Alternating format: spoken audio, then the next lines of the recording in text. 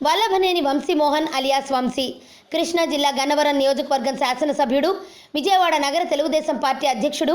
2014 ఎన్నికల్లో టీడీపీ తరపున పోటీ చేసి వైసీపీ అభ్యర్థి దుట్టా రామచంద్రరావుపై కేవలం 9,500 ఓట్లతో గెలిచి మొట్టమొదటిసారి ఎమ్మెల్యే అయ్యారు.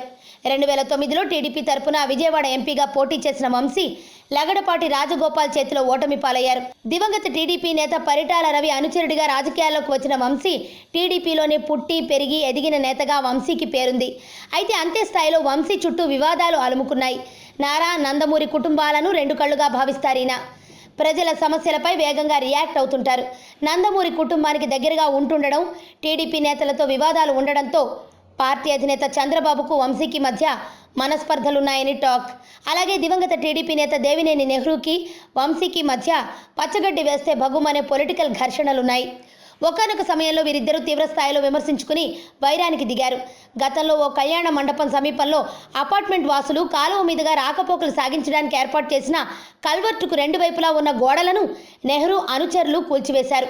ఈ చర్యను అపార్ట్మెంట్ వాసులు అడ్డుకున్నారు. ఈ విషయం తెలుసుకున్న వంశీ అక్కడికి వచ్చి నెహ్రూపై ఆగ్రహించారు.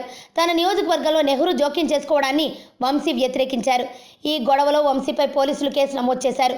దీనికి వంశీ పోలీసులు తనపై పెట్టిన అక్రమ కేసుకు నిరసనగా స్వచ్ఛందంగా లొంగిపోవాలని, స్టేషన్ బెయిల్ కూడా తీసుకోకుండా జైలుకు వెళ్లాలని నిర్ణయం తీసుకున్నారు.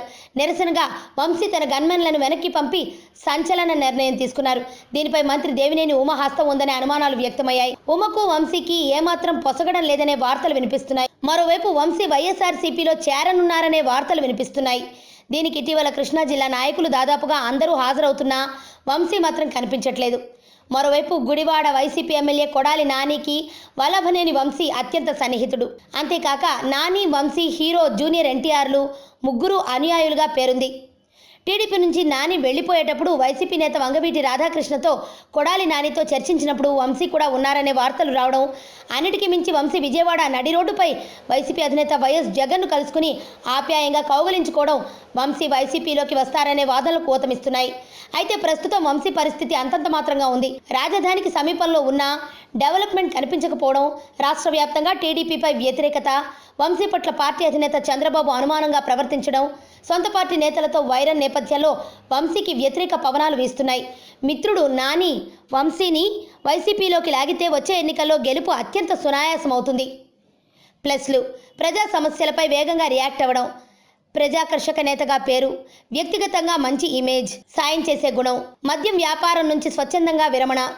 మైనస్లు: పార్టీ నేతలతో అంతర్గత కుమ్ములాటలు, సెటిల్మెంట్లు చేస్తారనే ఆరోపణలు, సొంత సామాజిక వర్గం నుంచి సపోర్ట్ లేకపోవడం, కోపిష్టి, ఆవేశపరుడు అనే ముద్ర, టీడీపీపై ప్రజల్లో వ్యతిరేకత, అందర్నీ నమ్మి మోసపోవడం.